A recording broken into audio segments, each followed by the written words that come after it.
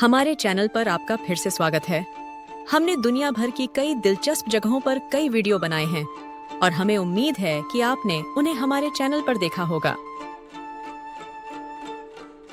इस वीडियो में हम आपको रूस की जीवंत राजधानी मॉस्को का एक संक्षिप्त टूर दिखाएंगे।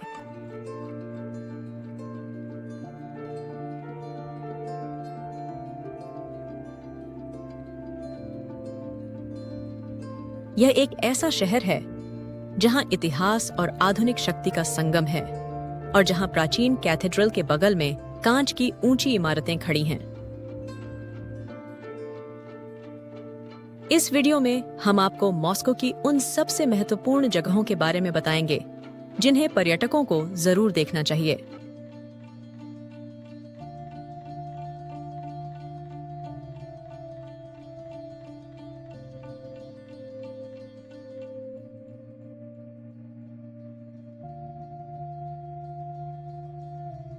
शुरुआत करने से पहले हम आपसे अनुरोध करते हैं कि हमारे चैनल को सब्सक्राइब करें। आपका यह समर्थन हमारे लिए बहुत बड़ी प्रेरणा होगा। जो लोग पहली बार मॉस्को आ रहे हैं, उन्हें यह जान लेना चाहिए कि मॉस्को में 4 प्रमुख अंतर्राष्ट्रीय हवाई अड्डे हैं।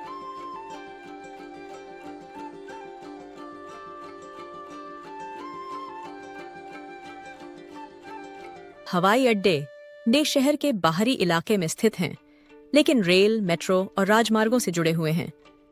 वे यूरोप के सबसे व्यस्त एयर ट्रैफिक नेटवर्क में से एक को नियंत्रित करते हैं। मॉस्को का मुख्य हवाई अड्डा शेरेमेत्येवो इंटरनेशनल एयरपोर्ट है, जो मॉस्को शहर के केंद्र से लगभग 29 किलोमीटर उत्तर पश्चिम में स्थित है।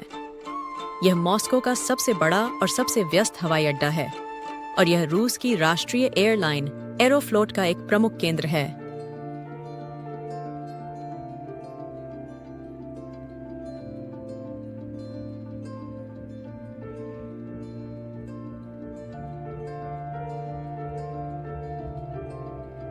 एयरपोर्ट का नॉर्थ टर्मिनल या टर्मिनल बी घरेलू उड़ानों के लिए है।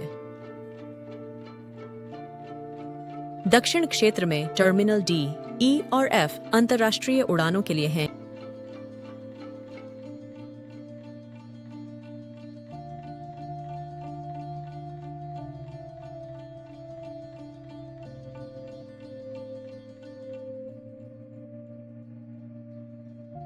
यहाँ ड्यूटी फ्री दुकानें, business lounge, hotel, restaurant, car किराए पर देने की सुविधा और वीआईपी सेवाएं जैसी सभी सुविधाएं उपलब्ध हैं।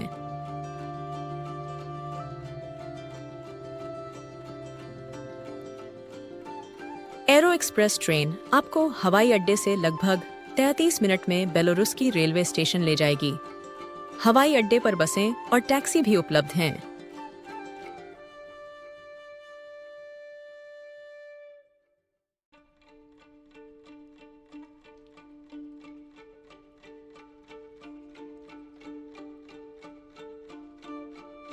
मॉस्को का दूसरा हवाई अड्डा डोमोदेदोवो इंटरनेशनल एयरपोर्ट है, जो मॉस्को से लगभग 42 किलोमीटर दक्षिण में स्थित है।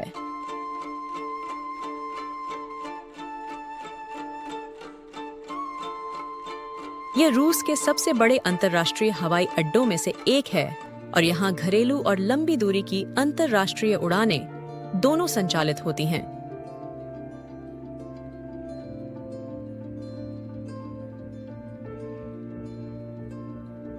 हवाई अड्डा Emirates, British Airways, Qatar Airways जैसी प्रमुख अंतर्राष्ट्रीय एयरलाइंस को सेवाएं देता है।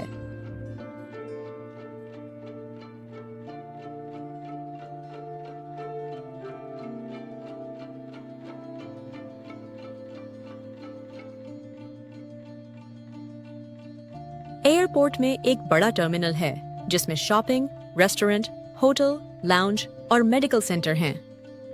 टैक्सी, बस और प्राइवेट ट्रांसफर उपलब्ध हैं, लेकिन एरो एक्सप्रेस ट्रेन आपको लगभग 42 मिनट में शहर के पावेलत्स्की रेलवे स्टेशन तक ले जाएगी। वुनुकोवो अंतर्राष्ट्रीय हवाई अड्डा मॉस्को का तीसरा हवाई अड्डा है और यह मॉस्को से लगभग 28 किलोमीटर दक्षिण पश्चिम में स्थित है।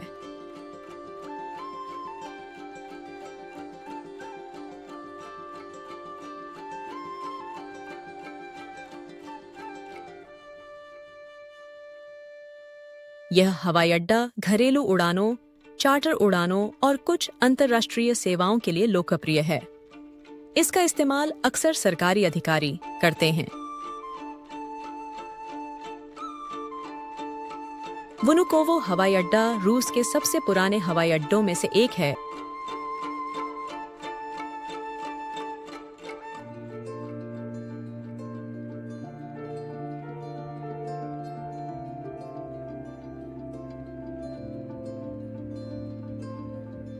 मॉस्को का चौथा हवाई अड्डा जुकोव्स्की इंटरनेशनल एयरपोर्ट है, जो 26 किलोमीटर की दूरी पर स्थित है।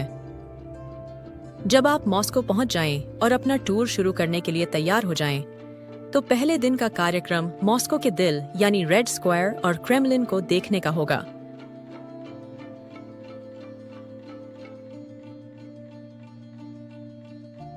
रेड स्क्वायर में सबसे पहले आपको सेंट बेसिल्स कैथेड्रल देखना चाहिए। यह 16वीं सदी में इवान द टेरेबल द्वारा बनवाया गया था और इसके रंगीन गुंबद मॉस्को का सबसे प्रसिद्ध प्रतीक हैं।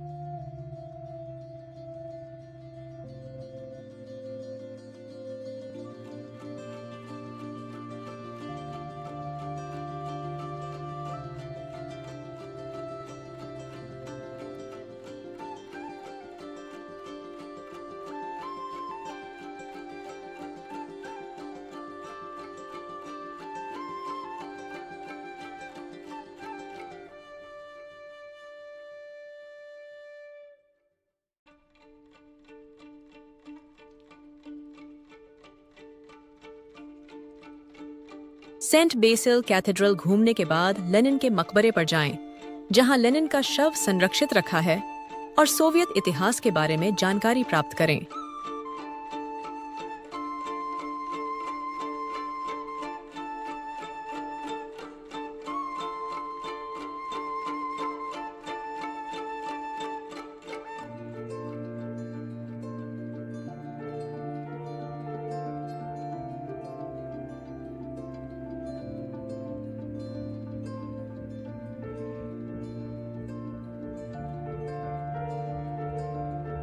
फिर GUM डिपार्टमेंट स्टोर का दौरा करें, जो रूस का सबसे प्रसिद्ध शॉपिंग मॉल है।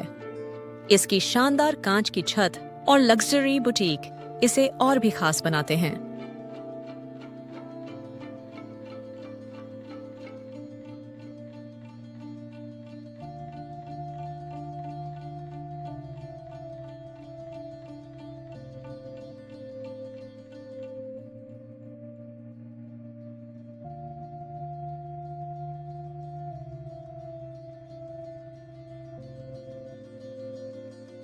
रेड स्क्वायर में इन प्रमुख स्थलों को देखने के बाद क्रेमलिन जाएं।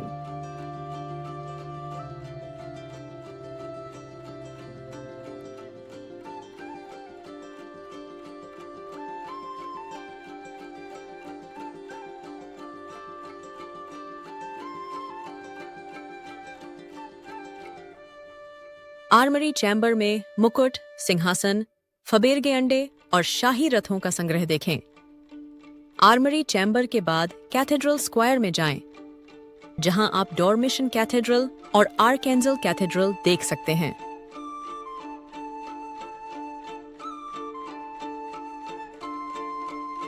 क्रेमलिन में आप दुनिया की सबसे बड़ी घंटी और तोप यानी जार बेल और जजार तोप भी देख सकते हैं। रेड स्क्वायर और क्रेमलिन की यात्रा में आपका पूरा दिन लग जाएगा।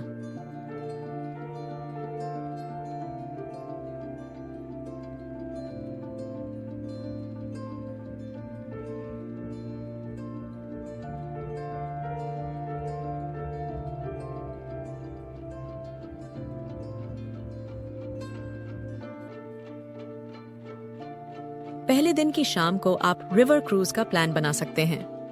मॉस्कोवा रिवर क्रूज में बैठकर क्रेमलिन की दीवारें, क्राइस्ट द सेवर कैथेड्रल और रात में रोशनी से जगमगाता मॉस्को शहर का शानदार नजारा देख सकते हैं।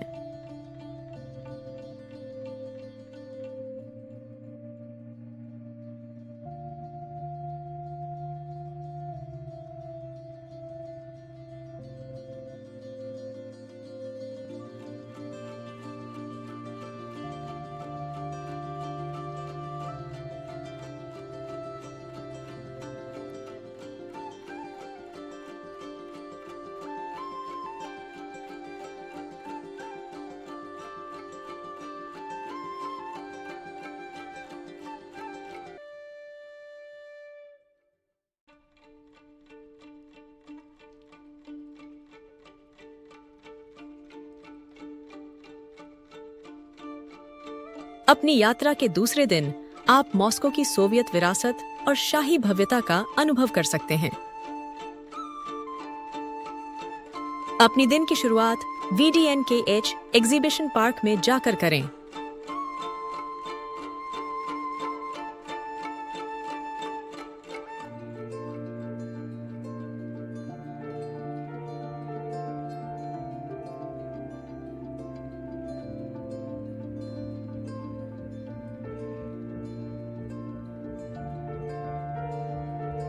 सोवियत संघ की उपलब्धियों को प्रदर्शित करने के उद्देश्य से बनाया गया यह स्थल विशाल फव्वारे, पूर्व गणराज्यों को दर्शाने वाले मंडप और एक अंतरिक्ष शटल देखने लायक है।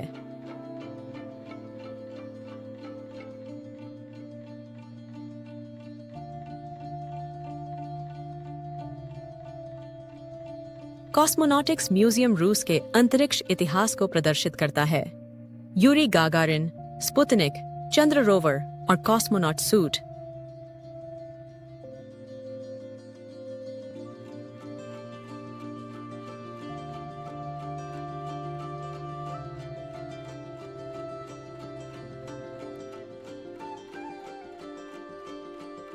दोपहर में क्राइस्ट सेवियर कैथेड्रल का दौरा करें।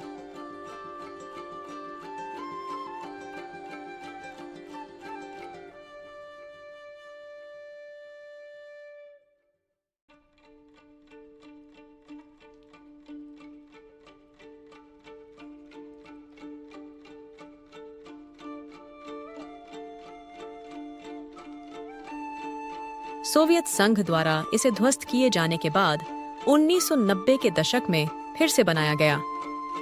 यह रूस का सबसे बड़ा ऑर्थोडॉक्स कैथेड्रल है।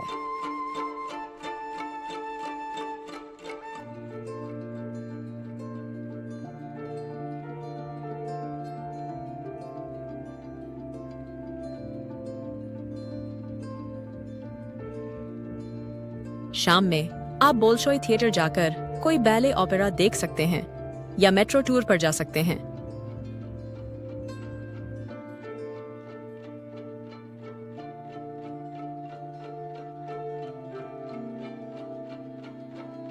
अगर आप मॉस्को मेट्रो से यात्रा करने का विकल्प चुनते हैं तो आपको कोम्सोमोल्स्काया, मायाकोव्स्काया और नोवोस्लोबोडस्काया जैसे प्रमुख स्टेशनों पर जरूर जाना चाहिए।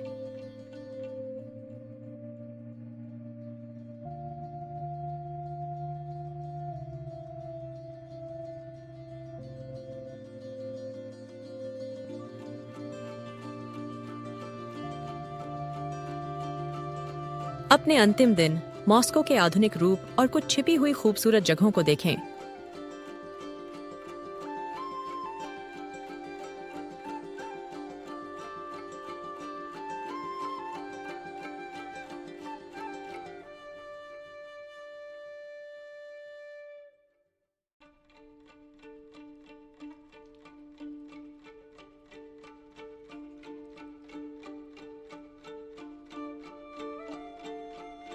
सुबह सुबह मॉस्को के बिजनेस डिस्ट्रिक्ट में जाएं, जहां ऊंची ऊंची इमारतें, रूफटॉप बार और व्यू पॉइंट हैं।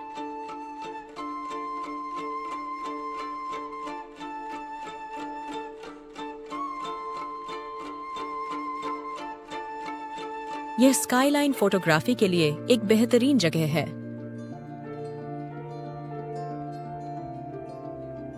दोपहर में गोर्की पार्क और ट्रेटियाकोव गैलरी जाएं।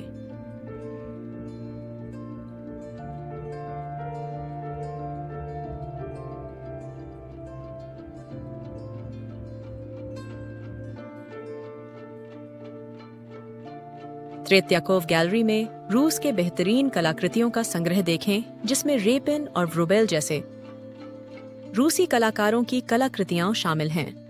गोर्की पार्क में नदी किनारे आराम करें, साइकिल किराए पर लें या कैफे और स्ट्रीट आर्ट का आनंद लें।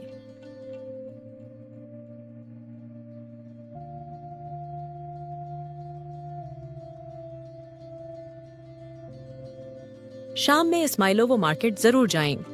यहाँ आपको पारंपरिक शिल्प, यादगार वस्तुएं, मैट्रियोश्का गुड़िया और एक अनोखा बाजार का माहौल देखने को मिलेगा।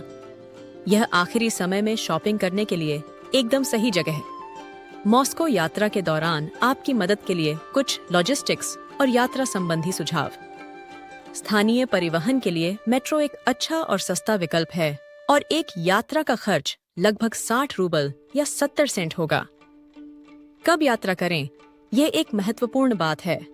मई से सितंबर के बीच मॉस्को जाने का विचार करें, क्योंकि इस समय मौसम अपेक्षाकृत अच्छा रहता है। सर्दियों का मौसम बहुत खूबसूरत होता है, लेकिन बहुत ठंड होती है और तापमान -10 डिग्री सेल्सियस से -20 डिग्री सेल्सियस के बीच रहता है। मॉस्को अलग अलग पहलुओं वाला शहर है। इसमें झारशाही शान शौकत, सोवियत इतिहास और आधुनिक महत्वाकांक्षाएं सभी शामिल हैं। हमें उम्मीद है कि इस शहर का हमारा छोटा सा टूर आपको इसकी खासियत का कुछ अंदाजा दे पाया होगा। लेकिन यहाँ देखने और जानने के लिए अभी भी बहुत कुछ बाकी है। आपको इस शहर की यात्रा का प्लान बनाना चाहिए और हमें उम्मीद है कि यह वीडियो आपकी यात्रा की योजना बनाने में आपकी मदद करेगा।